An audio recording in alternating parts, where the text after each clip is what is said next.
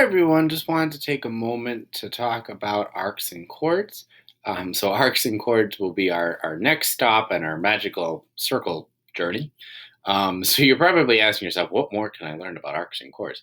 Well, we've talked a lot about arcs, but we really haven't talked a lot about chords. And today we're really going to focus in on kind of the relationship between arcs and chords. So ultimately, we will talk about their relationship and then use those relationships to find chord lengths and arc measures. All right, so the first thing that we need to know is that if we have a circle, or congruent circles, but usually the same circle, two minor arcs, remember less than 180, will be congruent if and only if their corresponding chords are congruent. All right, so if the arcs are congruent, right, so if this is congruent to this, that means this is congruent to this. Okay, similarly, if this is congruent to this, these two arcs are the same. Okay, so it doesn't matter which way we go. Now you might be asking yourself, well, why is that true? Well, I'll give you a hint. Triangles. So if you think about it, right, if we're starting with the arcs, I'm going to draw the center. There's my center there. We know that this angle and this angle are congruent, right, because they are the same. If the arcs are the same, that means the central angle making them would be the same. So that would mean these would be congruent angles. Similarly, these are just radii. All the radii are the same, right? The difference, if I started with the other one, is instead of having side, angle, side, now I'd have side, side, side. But anyway, that is why it's true. It just comes down to congruent triangles. That's how you can show it's true. All right, so let's go about doing this. Oh, I lied. Sorry. Before we go about doing anything with that, a couple pieces of information to note in regards to chords. A radius will be perpendicular to a chord. If a radius is perpendicular to a chord, then it will bisect the chord. If a radius is bisecting a chord, it is perpendicular to it, right? So those are kind of opposites. And then a perpendicular bisector of a chord will pass through the center of a circle, right? That kind of follows right from above with the radius, okay? Now, you might be asking yourself, where does all this come from? The answer just really,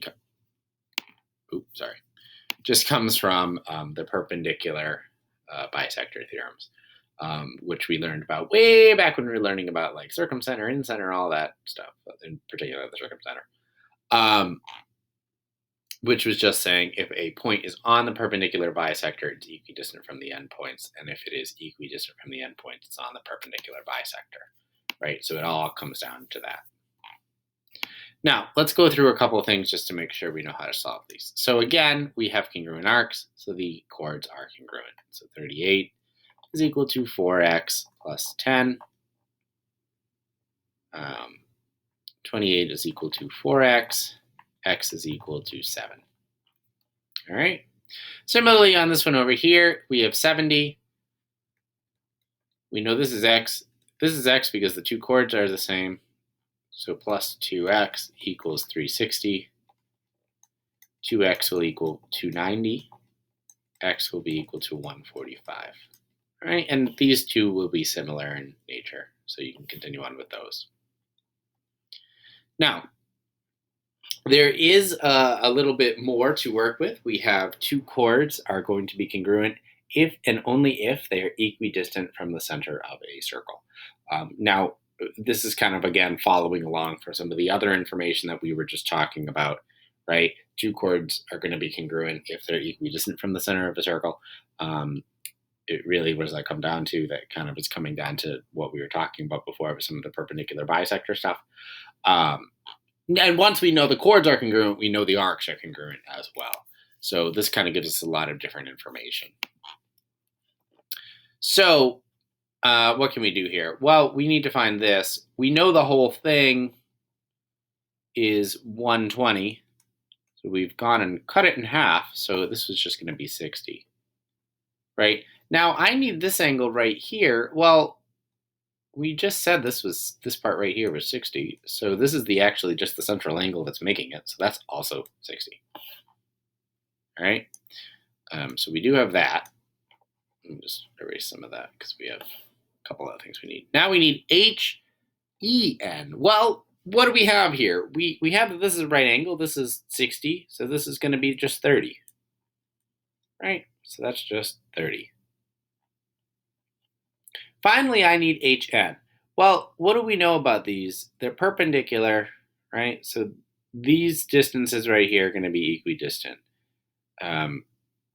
So if NK is 9, this one is also going to be 9. All right. Just another couple example, one more down here. We know if QR, they're equidistant, right, from the center. So that means they're congruent. So I have 7x minus 20 is just going to be equal to 3x. 4x equals 20. X equals 5. All right. So again, if they're equidistant from the center, the chords are going to be congruent. All right. Well, let me know if you have any questions, and have a great day.